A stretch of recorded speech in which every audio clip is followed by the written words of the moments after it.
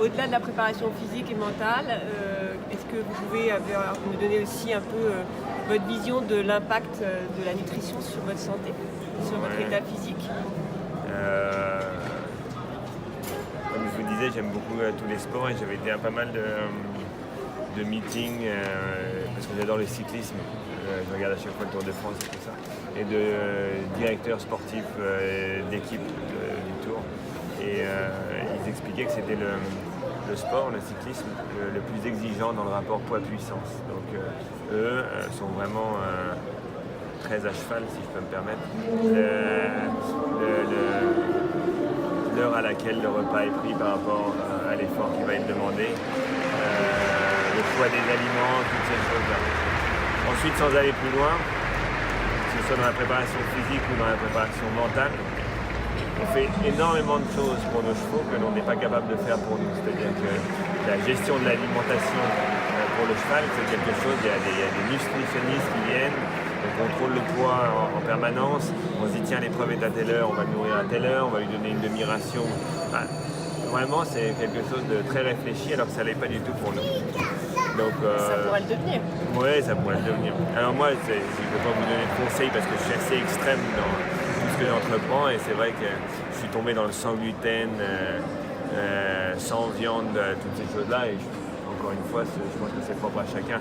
Vous le voyez déjà dans les régimes très généralistes qui sont proposés. Il y a l'année du sans viande et puis il y a l'année de l'apport au contraire aux protéines, il faut manger que de la viande. Donc vraiment là, il y a de tout. Je pense que c'est encore quelque chose de très personnel.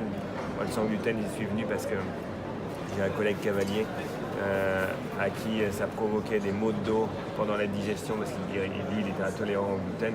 Moi, je ne le suis pas, mais j'ai commencé le sans gluten en me disant peut-être que ça peut m'aider au niveau de mon dos. Et donc voilà, puis j'ai pris goût et donc je suis resté sans gluten. Et il y a un bénéfice aujourd'hui que vous ressentez?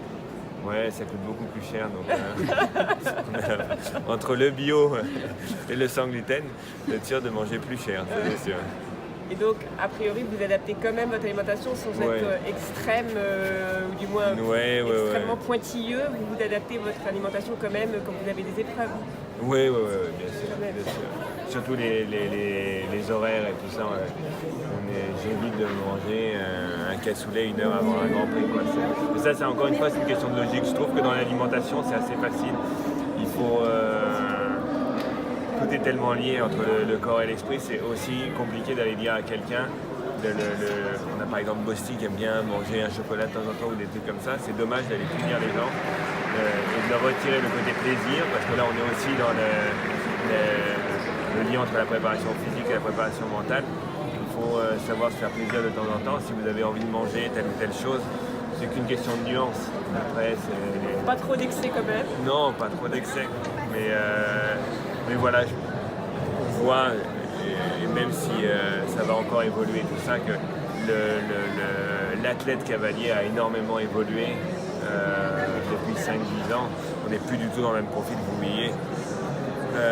Très peu de cavaliers qui sont ou en surpoids ou par rapport à avant. Avant, c'était vraiment une caricature. Maintenant, on est quand même plus dans un profil sportif athlétique.